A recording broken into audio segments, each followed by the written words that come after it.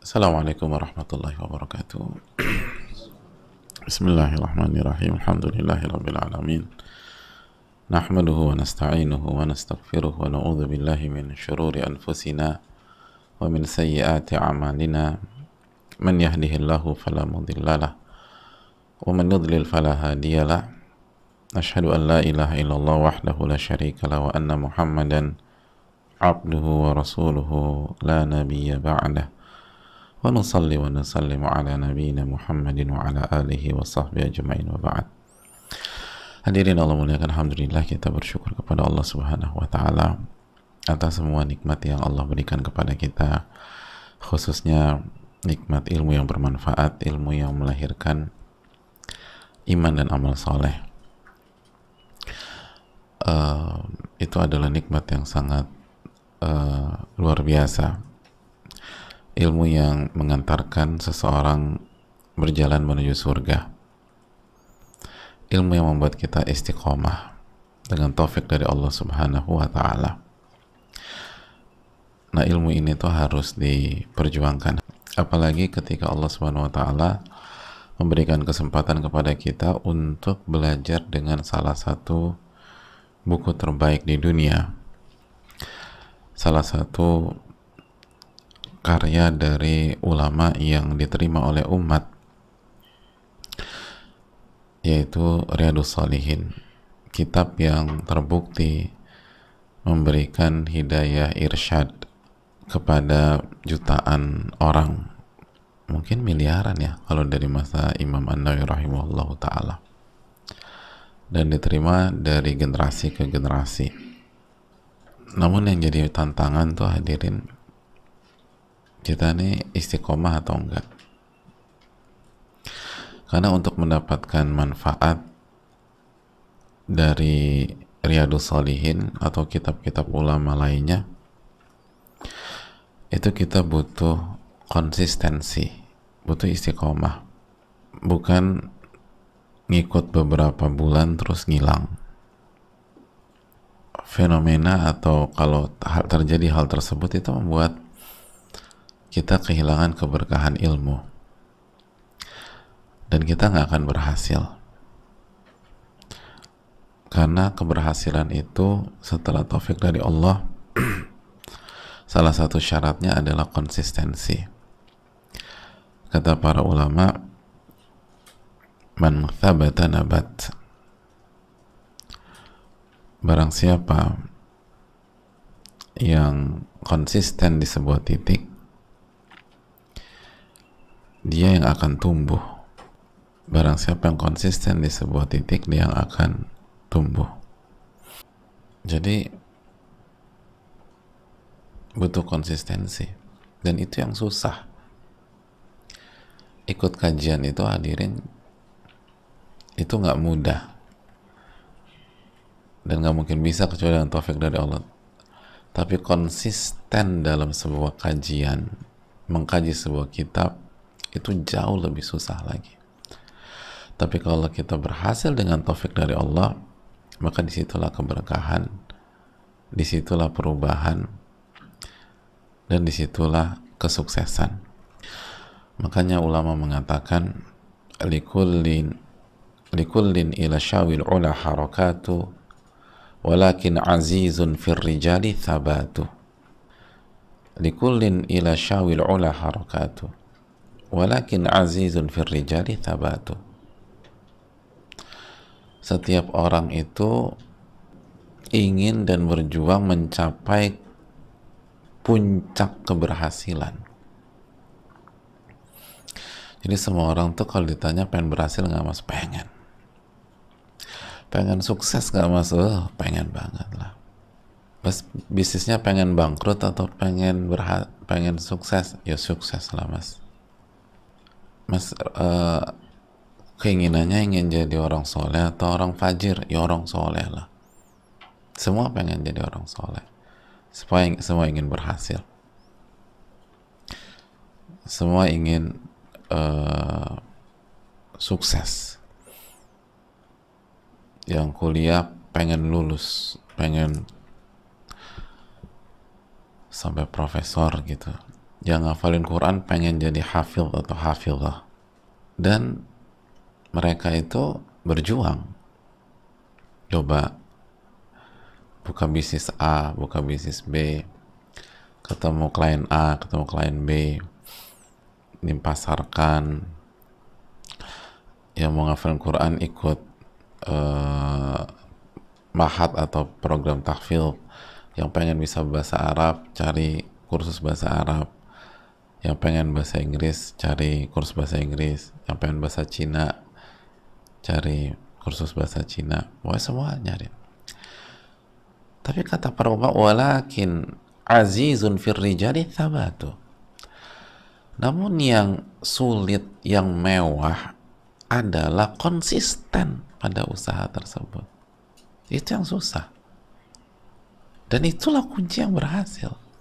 Jadi yang sulit, yang berat, itu bukan sebatas effort atau mencoba atau ngerjain sesuatu atau ngebuka kios atau ngebuka tempat makan.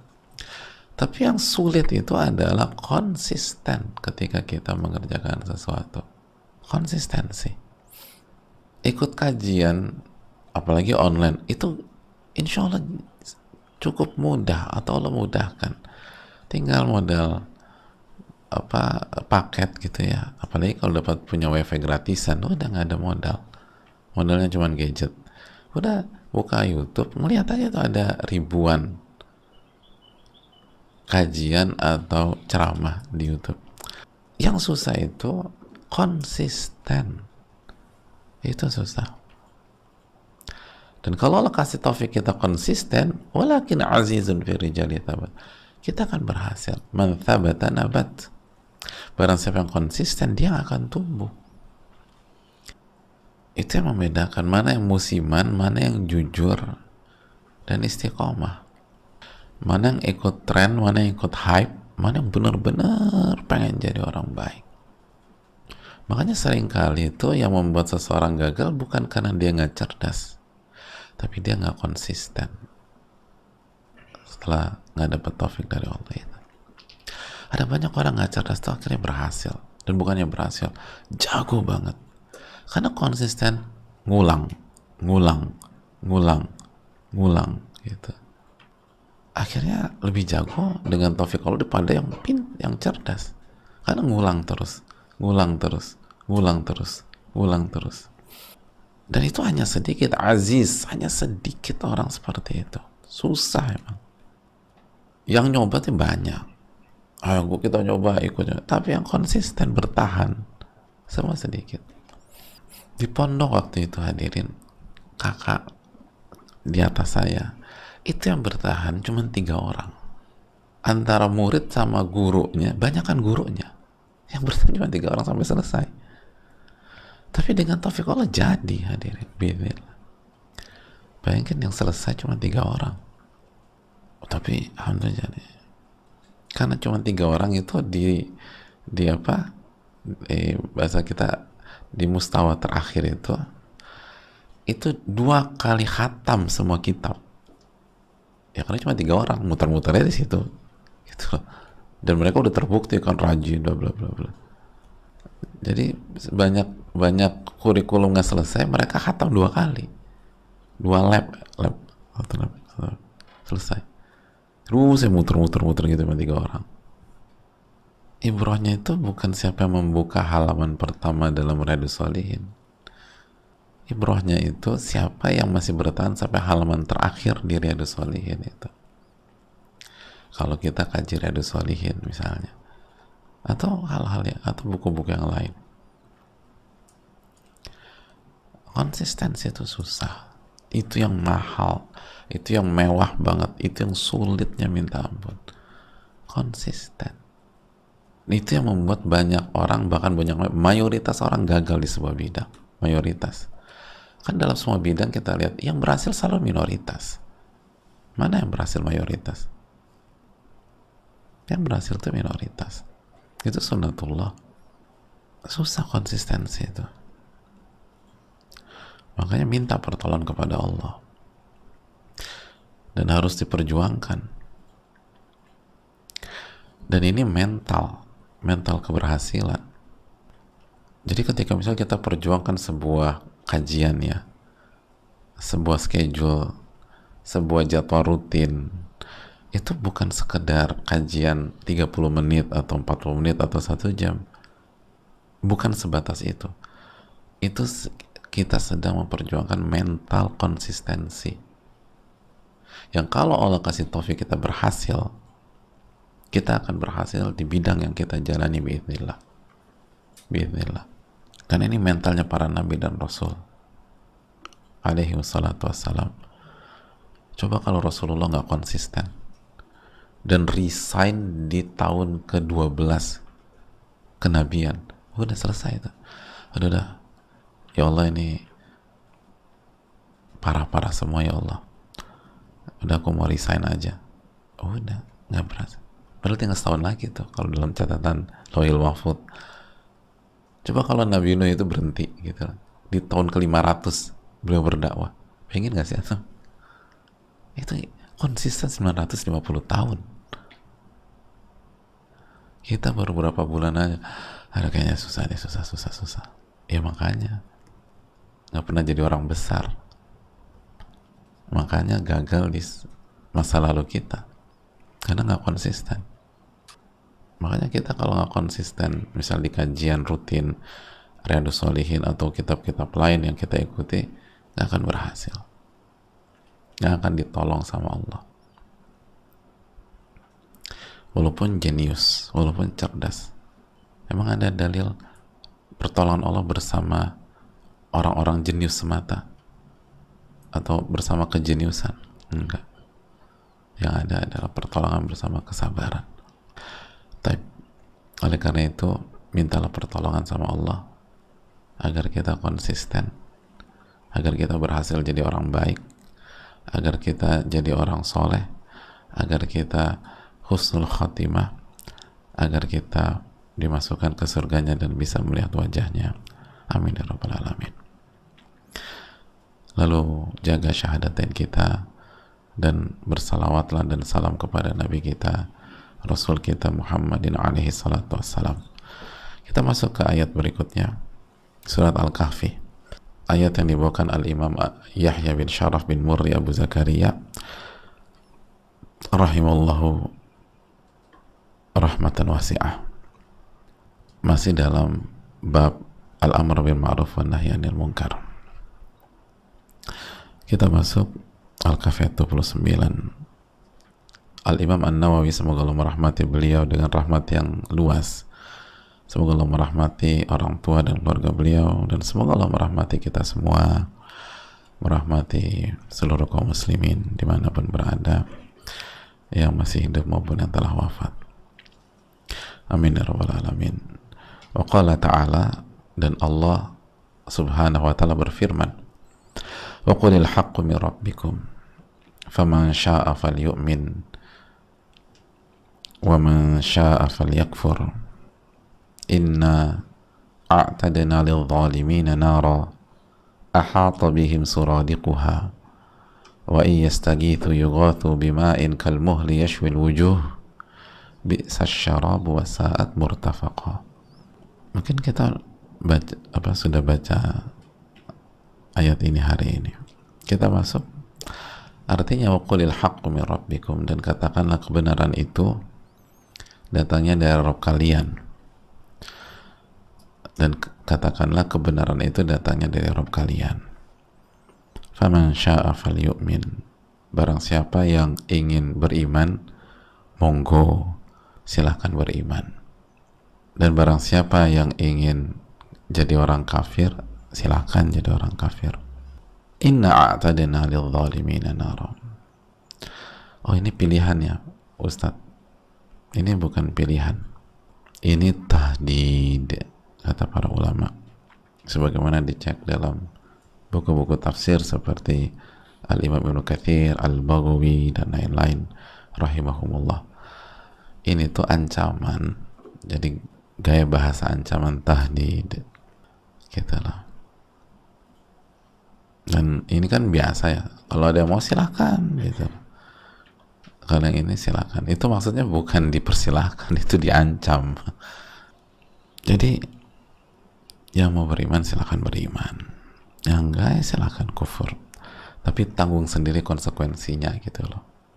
Kok bisa ini bukan pilihan? Kita baca kelanjutan ayat tersebut dong. Inna a'tadna lil-zalimina nara. Sesungguhnya kami telah persiapkan dan sediakan neraka bagi orang-orang yang zalim. Ahata bihim suradikuha. Yang gejolak apinya itu mengepung mereka. Wa yastaghithu yughathu bima'in kalmuhli yashwil wujuh. Dan jika mereka meminta minum, haus gitu ya, maka mereka akan diberikan minum dengan air seperti besi yang mendidih, yang menghanguskan muka. Kata para ulama, kalau muka aja hangus, apalagi usus, apalagi isi perut gitu. Dan itulah minuman yang paling buruk dan tempat istirahat yang paling jelek. Jadi bukan bebas, tapi ya kalau Anda mau ini, ya ini konsekuensinya. Jadi yang mau beriman silahkan beriman, yang enggak nggak apa-apa, tapi konsekuensinya terima ya gitu loh. Dalam ayat ini kata para ulama seperti dijelaskan Al-Imam As-Sa'di, bahwa Allah perintahkan Rasulullah SAW untuk menyampaikan kepada manusia bahwa kebenaran itu berasal dari Rabb mereka. Kebenaran itu ya berasal dari Rabb mereka. Jadi bukan berasal dari perasaan semata, bukan berasal dari logika semata atau pengalaman semata. Kalau kebenaran itu berasal dari logika semata, perasaan semata, pengalaman semata, maka Allah nggak akan utus para nabi dan rasul dan turunkan kitab suci kepada manusia. Yang ada satu perintah, suruh mikir aja sendiri. Tapi kebenaran itu nggak cukup hanya dengan logika manusia, akal manusia, kecerdasan manusia, perasaan manusia, ketulusan manusia misalnya, pengalaman gitu. Dan kita tahu Nabi dan Rasul terbanyak itu diutus ke Bani Israel. Padahal di waktu yang sama Bani Israel adalah bangsa tercerdas. Tapi justru Nabi dan Rasulnya paling banyak di mereka. Kalau manusia itu bisa independen, berdiri sendiri, nggak butuh kebenaran dari Allah, ya ngapain diutus banyak-banyak? Atau kalau mau diutus satu aja, udah pada pintar-pintar, satu aja deh. Tapi ternyata enggak. Itu hadirin Allah muliakan. Nah ini tuh hal yang simpel tapi pondasi kehidupan.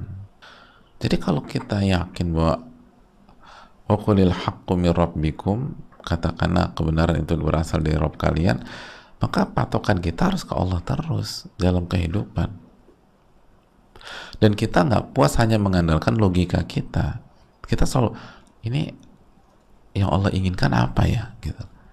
Karena logika saya bisa salah, tapi Allah nggak mungkin salah. Nah seringkali kita memutuskan segala macam sendirian, hanya feeling. Itu kan kita nggak yakin konsep sedasar ini gitu loh. Jadi konsep sebasic ini aja tuh kita seringkali masih goncang. Kalau kita udah yakin seyakin-yakinnya, kita akan terima. Dan hadirin, kalau ada orang beramar ma'ruf nahi mungkar terhadap kita yang sumbernya adalah Allah Subhanahu wa ta'ala dan Rasulnya sallallahu alaihi wasallam, kita akan terima. Karena kita tahu kita tuh nggak bersih dari kesalahan. Kebenaran itu berasal dari Allah tabaraka wa ta'ala. Dan di sisi yang lain, kalau kita beramar ma'ruf nahi mungkar, yang kita jadi patokan al-ma'ruf dan patokan al-munkar adalah apa yang Allah nilai itu baik dan apa yang Allah nilai itu buruk. Karena kebenaran itu berasal dari Allah. Jadi yang berhak menilai itu bukan kita, bukan mereka, bukan kalian, bukan kami dan lain-lain.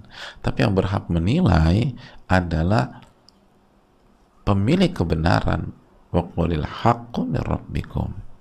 Makanya kalau kita baca hadits riwayat-riwayat, kan banyak banget riwayat yang ketika para sahabat bertemu dengan sebagian yang lain atau tabi'in itu generasi berikutnya ya.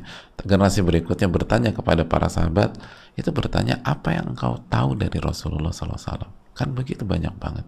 Apa yang kamu ketahui dari Rasulullah? Jadi nanyanya bukan bagaimana pemikiran Anda, bukan. Apa yang kamu ketahui dari Rasulullah SAW? Karena mereka tuh sangat kuat dalam pondasi ini. Cara nanya aja beda gitu loh. Karena mereka tuh kebenaran itu berasal dari Allah dan Rasulnya. Jadi harus kembali ke sumber. Makanya kita lihat Riyadhus Shalihin bagaimana Al-Imam An-Nawawi rahimahullah membawakan kitab ini gitu loh. Lihat kitab ini isinya firman Allah, hadits Nabi, firman Allah, hadits Nabi. Bukan berarti kita nggak butuh keterangan ulama, keliru besar. Kita sangat butuh keterangan ulama dan mereka adalah jembatan kita dengan Rasulullah SAW. Hanya saja Imam Nawawi ingin menjelaskan sumber kebenaran yang butuh disarah, butuh disyarah dan ditafsirkan dengan kaidah ilmiah yang baku di tengah-tengah para ulama. Tapi inilah sumber kebenaran. Jadi ketika kita menolak misalnya al-amru bil ma'ruf wa nahyu 'anil munkar, itu kita bukan menolak si A si B gitu lah. Misalnya apa, Dimas beramar ma'ruf nahi munkar, terus kita tolak. Sebenarnya bukan kita, padahal beliau udah jelaskan ini ayatnya, ini haditsnya, dan pemahamannya benar, ada keterangan para ulama. Sebenarnya kita bukan menolak Dimas, kita menolak kebenaran dari Allah Subhanahu wa Ta'ala. Itu fatal. Itu dari sisi yang objek amar ma'ruf nahi munkar. Dari segi subjeknya, kalau mau amar ma'ruf nahi munkar, maka harus yang dibawakan adalah kebenaran dari Allah. Karena seringkali kita tuh amar ma'ruf nahi munkar yang kita sampaikan tuh ternyata perasaan kita, asumsi kita, bukan qala Allah qala Rasul. Bahkan seringkali kita nggak ngerti substansinya juga. Harusnya yang diangkat adalah kembali kepada Al-Quranul Karim dan Sunnah Nabi SAW yang dipahami dengan konsep yang benar, yaitu konsep Rasulullah SAW dan para sahabat, lalu tabi'in, tabi'ut tabi'in, 4 imam tersebut dan lain-lain. Itu. Jadi dari ini kan bab amar ma'ruf nahi munkar, dari sisi yang menyampaikan itu harus pakai kebenaran. Dari yang disampaikan terimalah karena itu kebenaran. Jangan pakai ego, jangan pakai perasaan, jangan sebatas pakai logika. Walaupun perasaan itu penting, logika itu penting, tapi nggak cukup gitu loh poinnya hadirin, nggak cukup kan gitu kan. Kan dari skup terkecil aja seringkali misalnya suami mengkritik istri atas nama al-amru bil ma'ruf wa nahyi 'anil munkar, tapi nggak nyambung, ternyata itu ego suami. Atau istri ini suami tapi nggak tepat juga, ternyata itu kecemburuan istri, tapi ininya al-amru bil ma'ruf wa nahyi 'anil munkar. Kita sebagai orang tua amar ma'ruf nahi munkar ke anak-anak padahal salah, justru anak-anak kita yang benar misalnya. Makanya harus pakai al-haqqu min rabbikum. Atau kita ke teman gitu lah, ini amar ma'ruf nahi munkar, ya Anda salah, keliru. Dan sebaliknya gitu loh, seringkali kita menolak padahal itu kebenaran. Kita tolak karena hawa nafsu kita, kita menolak karena ego kita menolak karena mengedepankan akal dibanding dalil gitu. Bukan waqulil haqqu min rabbikum gitu hadirin. Ini hal yang basic banget loh, tapi kalau nggak diamalkan runyam di kehidupan sehari-hari itu. Capek loh hadirin, ngadepin orang yang nggak punya konsep ini tuh melelahkan. Melelahkan siapa? Sebenarnya melelahkan dia sendiri. Kita nih kalau nggak punya konsep kebenaran berasal dari Rob kita, itu kan akhirnya kita diperbudak hawa nafsu kita, ego kita. Dan orang yang hidup diperbudak hawa nafsu, diperbudak oleh syaitan, hidupnya kan capek, nggak enak, hidupnya capek, dan membuat capek orang-orang sekitar. gitu loh hadirin. Dan sebaliknya, kalau kita sepakat dengan konsep ini tuh hidup kita tuh enak banget, lempeng aja gitu. Dan kekhilafan dan kesalahan yang dianggap fatal itu bisa cepat selesai kalau semua pakai prinsip wa qulil haqqu min rabbikum. Kan begitu hadirin sekalian. Abu Darda nggak nyaman dengan gayanya Salman radhiyallahu taala anhuma, datang ke Rasulullah SAW. Nabi SAW mengatakan sodaqo Salman, Salman yang benar, selesai masalah. Karena semua pihak sepakat wa qulil haqqu min rabbikum. Udah cuman sodaqo Salman, Salman yang benar, selesai. Enak ya hidup kayak begitu ya. Kok Salman sih yang benar? Harusnya kan anak, itu panjang. Nggak selesai-selesai udah. Dan contoh tuh banyak banget. Itu kenapa hidupnya para ulama, hidupnya para wali-wali Allah itu simple, simple aja gitu hidupnya tuh. Enak dilihat, nggak ribet, nggak ada drama-drama yang ribet. Ya karena semuanya wa qulil haqqu min rabbikum. Udahlah, apa kata Allah aja lah. Lalu yang berikutnya hadirin Allah, faman syaa falyu'min wa man syaa falyakfur. Maka kalau demikian kata para ulama, kalau konsepnya adalah kebenaran itu berasal dari Rabb kalian, maka opsinya cuma dua aja, mau beriman sama Allah atau enggak gitu. Mau beriman kepada Allah atau tidak. Kalau mau, maka dia telah diberikan taufik memilih jalan yang benar.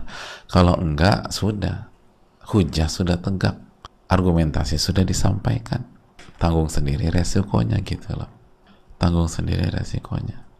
Jadi hadirin Allah muliakan, ayat ini penting lagi-lagi dari dua sisi. Sisi yang pertama dari sisi orang yang mengajak kepada al-amru bil ma'ruf, atau orang yang melakukan al-amru bil ma'ruf wa nahyi 'anil munkar.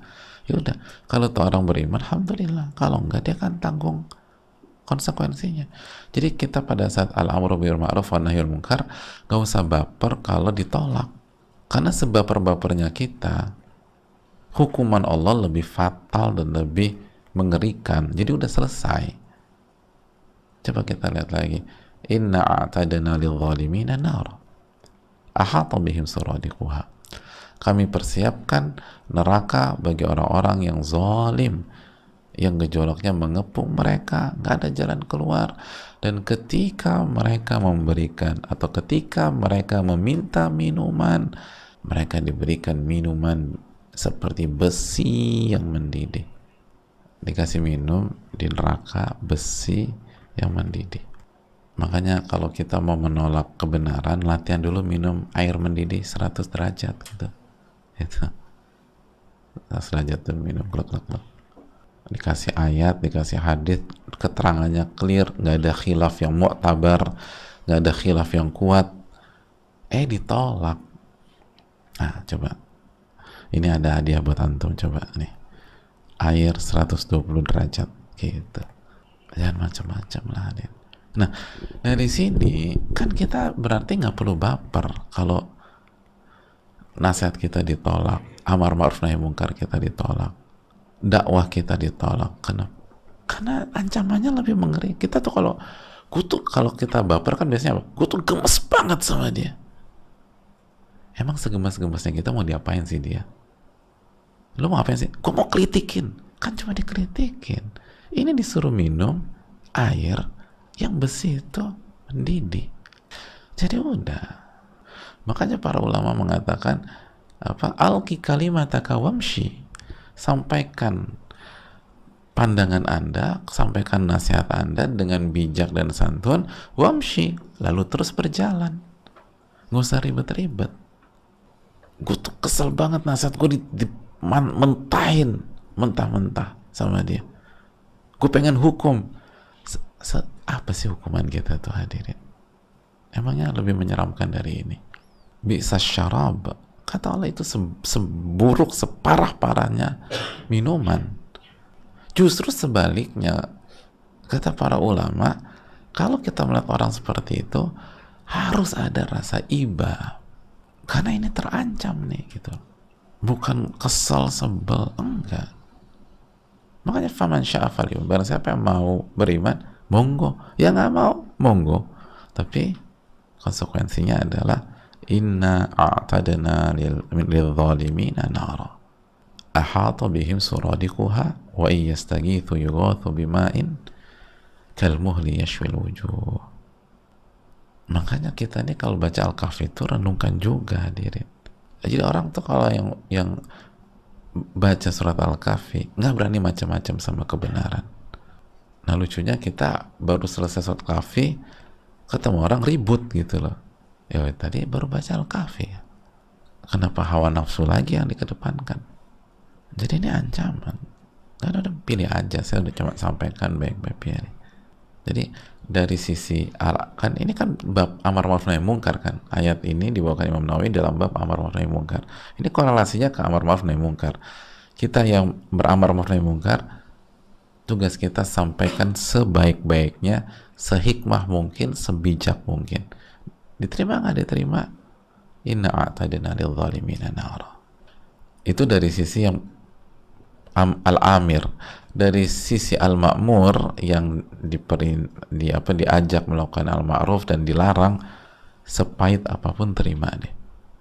Walaupun, dan ini berat ya, walaupun yang menyampaikan amar ma'ruf nahi mungkar nggak bijak, nggak hikmah, nggak lemah lembut, nggak tepat, tapi kalau disampaikan al-haq, kebenaran, berasal dari Allah, dari Rasulullah SAW, sesuai dengan pemahaman keterangan Nabi SAW, para sahabat, lalu para tabi'in, para tabi'ut tabi'in, a'immatul arba'ah dan seterusnya, dan tidak ada khilaf yang mu'tabar. Khilaf mu'tabar itu perbedaan yang kuat yang diakui oleh para ulama.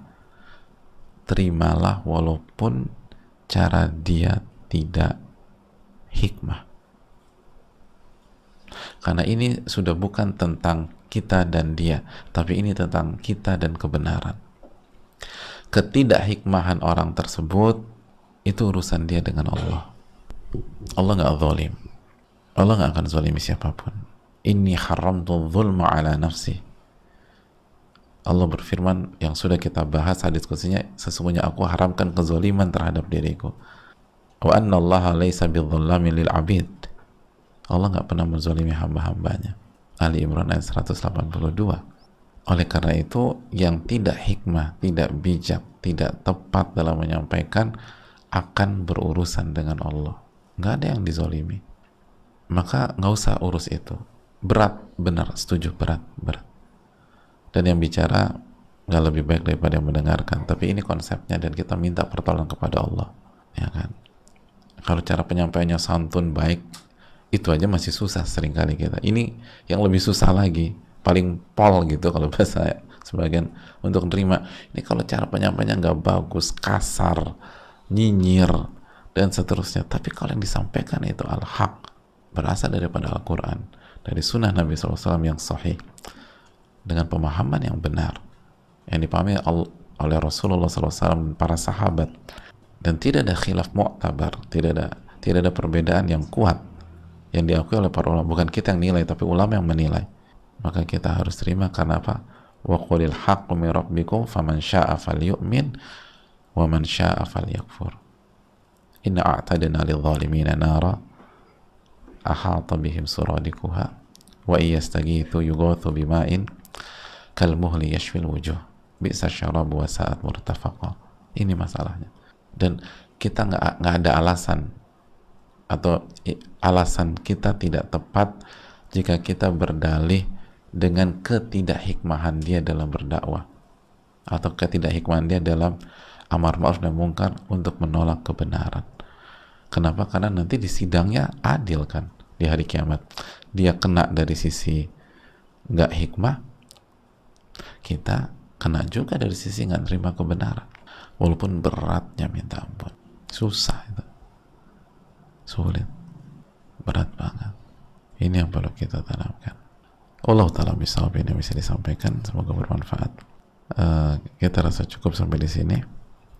Semoga Allah memberikan taufik, dan sekali lagi sebuah keberuntungan kita bisa menikmati ilmunya para ulama dengan segala keterbatasan dan kekurangan kita, karena benar-benar pelajaran kehidupan yang dalam hadirin, dan langsung dari para pakarnya, dari para ulamanya, dan gratis, nggak ada ya. Pokoknya